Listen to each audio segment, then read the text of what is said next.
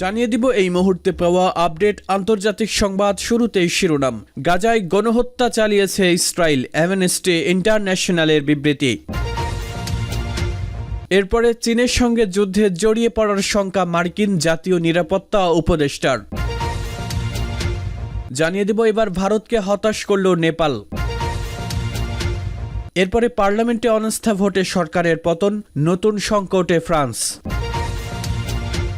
এবং সবশেষে জানাবো ইউক্রেন যুদ্ধে শীতকালকে অস্ত্র হিসেবে ব্যবহার করছে রাশিয়া, বলছে ন্যাটো প্রধান। শুনছিলেন সংবাদ শিরোনামগুলো, এবারে জানাবো বিস্তারিত।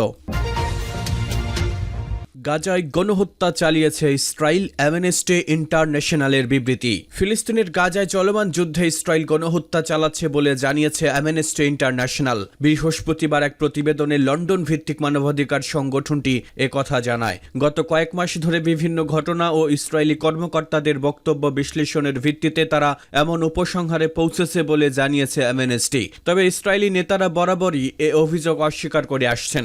ইসরায়েলের দাবি তারা আন্তর্জাতিক আইনের প্রতি শ্রদ্ধাশীল। দেশটি আরও বলেছে 2023 সালের 7 অক্টোবর গাজা উপত্যকা থেকে হামাসের আন্তঃসীমান্ত হামলার পর তাদের নিজেদের সুরক্ষা নিশ্চিতে ব্যবস্থা নেওয়ার অধিকার আছে। অ্যামনেস্টির প্রতিবেদনের বিষয়ে তাৎক্ষণিকভাবে ইসরায়েলি কর্মকর্তাদের প্রতিক্রিয়া জানতে পারেনি রয়টার্স। 14 মাস আগে ইসরায়েলে হামলা চালায় ফিলিস্তিনের স্বাধীনতাকামী সংগঠন হামাস।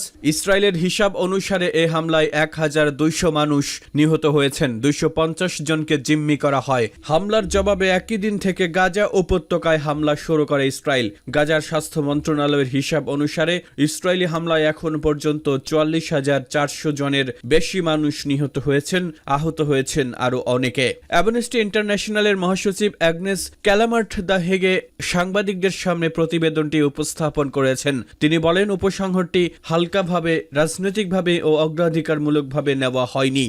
চীনের সঙ্গে যুদ্ধে জড়িয়ে পড়ার শঙ্কা মার্কিন জাতীয় নিরাপত্তা উপদেষ্টার। চীনের সঙ্গে যুক্তরাষ্ট্রের সম্পর্ক খুব একটা ভালো অবস্থায় নেই। এ পরিস্থিতিতে যে কোনো সময় যুদ্ধে জড়িয়ে পড়ার বিষয়ে সতর্ক করেছেন বিদায়ী মার্কিন প্রেসিডেন্ট জো বাইডেনের জাতীয় নিরাপত্তা উপদেষ্টা জ্যাক সালিভান। এ আশঙ্কায় প্রতিরক্ষা মজুদ বাড়ানোর পরামর্শ দিয়েছেন তিনি। গতকাল বুধবার centre for strategic and international strategy বক্তব্য রাখতে গিয়ে জ্যাক সালিভান বলেন, ঈশ্বর না করুন আমরা চীনের সঙ্গে পূর্ণমাত্রার যুদ্ধে জড়িয়ে না পড়ি। চীনের মতো একটি সামরিক শক্তির সঙ্গে যুদ্ধে আমাদের গোলাবারুদের মজুদ দ্রুত ফুরিয়ে যাবে। এএফপির এক প্রতিবেদনে এসব তথ্য জানা যায়। 20 জানুয়ারি প্রশাসনে বসতে যাওয়া ট্রাম্পকে দীর্ঘমেয়াদী পদক্ষেপের আহ্বান জানিয়ে সালিভান বলেন, ইউক্রেনের যুদ্ধ থেকে শিক্ষা নিয়ে প্রতিরক্ষা সরঞ্জামের উৎপাদন বাড়াতে হবে। তিনি আরও বলেন, একটি পরিপূর্ণ প্রতিরক্ষা শিল্প ভিত্তিক গড়ে তোলার জন্য সংঘাত চলাকালে পুনরুৎপাদনের সক্ষমতা গুরুত্বপূর্ণ। কেবল যুদ্ধের আগে নয়, বরং যুদ্ধ চলাকালীনও অস্ত্র সরঞ্জাম তৈরির সক্ষমতা থাকতে হবে। সালিভান যুদ্ধ বা জরুরি পরিস্থিতিতে দ্রুত গোলাবারুদ সংগ্রহ ও বিতরণের জন্য বাইডেনের প্রস্তাবিত তহবিলটি চালু রাখতে কংগ্রেস ও ট্রাম্প প্রশাসনের প্রতি আহ্বান জানান। বছরে $50 কোটি এই তহবিল থেকে পেন্টাগনকে প্রতিরক্ষা মজুদ পরিপূর্ণ রাখতে এবং যুদ্ধকালীন সময়ে সহায়তা করা হবে। পরবর্তী প্রশাসনে প্রতিরক্ষা বাজেটের আকার নিয়ে বিতর্ক হতে পারে বলে মনে করেন সালিভান। তিনি বলেন, স্নায়ুযুদ্ধের পরে যুক্তরাষ্ট্র কোনো প্রতিদ্বন্দ্বী শক্তি দেখেনি, তাই সামরিক শিল্প ভিত্তি শক্তিশালী করার প্রচেষ্টা অব্যাহত রাখা জরুরি। এবার ভারতকে হতাশ করল নেপাল।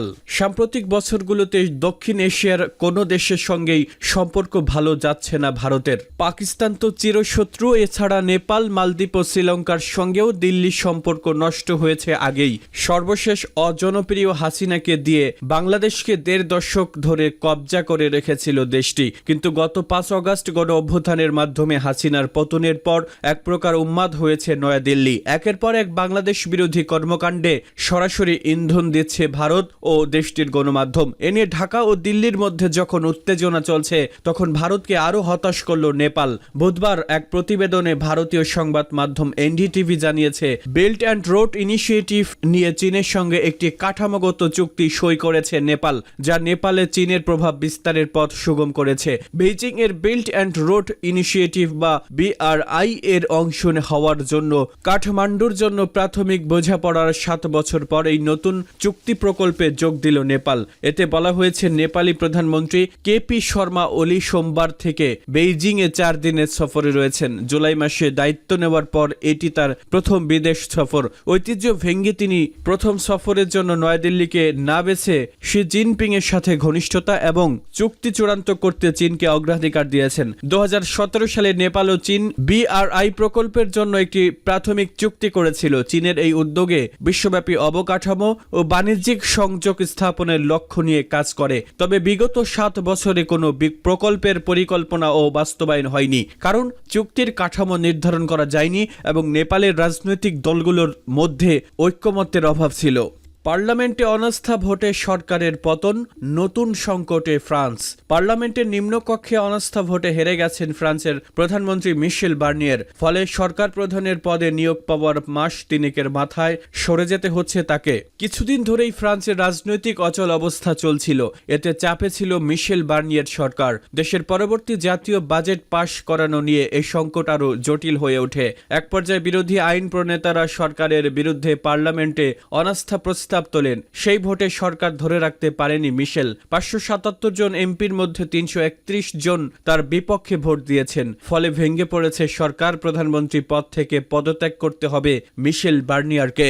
মিশেল বার্নিয়ার ছিলেন ফরাসি প্রেসিডেন্ট ইমানুয়েল ম্যাক্রোপন্থী রাজনীতিবিদ। তার নেতৃত্বে যে সরকার গঠিত হয়েছিল তা ছিল ম্যাক্রোপন্থী সরকার। বুধবারের ভোটের পর বামপন্থী দলগুলি ম্যাক্রোর পদত্যাগ দাবি করতে শুরু করেছে। তাদের বক্তব্য, এই ভোট থেকে পরিষ্কার ম্যাক্রোর প্রতি ও পার্লামেন্টের সমর্থন নেই। গত 5 সেপ্টেম্বর মিশেলকে প্রধানমন্ত্রী হিসেবে নিযুক্ত করেছিলেন ম্যাক্রো। 1985 সালে পঞ্চম রিপাবলিক তৈরি হওয়ার পর এই প্রথম এত কম সময় কোনো প্রধানমন্ত্রী ক্ষমতায় থাকলেন। ফরাসি পার্লামেন্টে এক কঠিন পরিস্থিতি তৈরি হয়েছে। কোনো ব্লকের হাতেই সরকার গঠনের মতো যথেষ্ট শক্তি নেই, যার ফলে পার্লামেন্ট হাং হয়ে গেছে।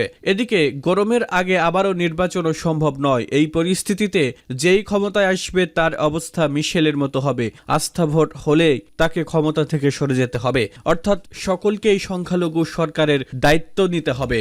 ইউক্রেন যুদ্ধে শীতকালকে অস্ত্র হিসেবে ব্যবহার করছে রাশিয়া, বলছে ন্যাটো প্রধান। ন্যাটো প্রধান মার্ক রুট মঙ্গলবার বলেছেন তিনি আত্মবিশ্বাসী যে আগামী মাসগুলোতে মিত্ররা ইউক্রেনকে যে সামরিক সহায়তা সরবরাহ করতে পারে তা সরবরাহ করা হবে। তিনি সতর্ক করে দিয়ে বলেন, রাশিয়া আবার ইউক্রেন যুদ্ধে শীতকে অস্ত্র হিসেবে ব্যবহার করছে। ন্যাটোর পররাষ্ট্র মন্ত্রীদের সাথে আলোচনার আগে রুট ব্রাসেলসে সাংবাদিকদের বলেন, ইউক্রেনের জ্বালানি অবকাঠামো রাশিয়ার আক্রমণ থেকে রক্ষার জন্য প্রয়োজনীয় বিমান প্রতিরক্ষা ব্যবস্থা ইউক্রেনীয় বাহিনীর রয়েছে তা নিশ্চিত করাই হলো অগ্রাধিকার। ইউক্রেন যুদ্ধের পাশাপাশি পররাষ্ট্রমন্ত্রীরা ন্যাটোভুক্ত দেশগুলোর প্রতি নাশকতা ও সাইবার অপরাধ সহ রাশিয়ার সহিংস কর্মকাণ্ডের ক্রমবর্ধমান অভিযান নিয়েও আলোচনা করেছেন। মঙ্গলবার ইউক্রেনের সামরিক বাহিনী জানায় তারা সাম্প্রতিক রাতভর চালানো 50টি ড্রোনের মধ্যে 29টি গুলি করে ভূপাতিত করেছে। ইউক্রেনের বিমান বাহিনী জানায় Chernihiv, Donetsk, Kharkiv, Khmelnytskyi, Kiev, Mykolaiv, Poltava, Sumy ও তেরনোপিল অঞ্চলে এসব হামলা চালানো হয়। খার্কিভের কর্মকর্তারা ড্রোন বিধ্বস্ত হয়ে একটি ব্যবসা প্রতিষ্ঠান ক্ষতিগ্রস্ত হওয়ার কথা জানিয়েছেন। অন্যদিকে সুমির কর্মকর্তা বলেন, রাশিয়ার বোমা বর্ষণে বেশ কয়েকটি ভবন ক্ষতিগ্রস্ত হয়েছে। মঙ্গলবার রাশিয়ার প্রতিরক্ষা মন্ত্রণালয় জানায় তারা রাতভর ইউক্রেনে 24টি ড্রোন ও মঙ্গলবার ভোরে আরও 11টি ড্রোন ভূপাতিত করেছে। রাশিয়ার রিয়াজান অঞ্চলের কর্মকর্তারা জানায় ড্রোনের আঘাতে 4টি বাড়ি ক্ষতিগ্রস্ত হয়েছে, তবে এতে কেউ হতাহত হয়নি। মন্ত্রণালয় জানায় রোস্তভ, ব্রায়ানস্কো, বেলগরদ, ক্রাসনোদার, কুরস্ক ও কালুগা অঞ্চলের আকাশেও ইউক্রেনের ড্রোন ভূপাতিত করা হয়েছে।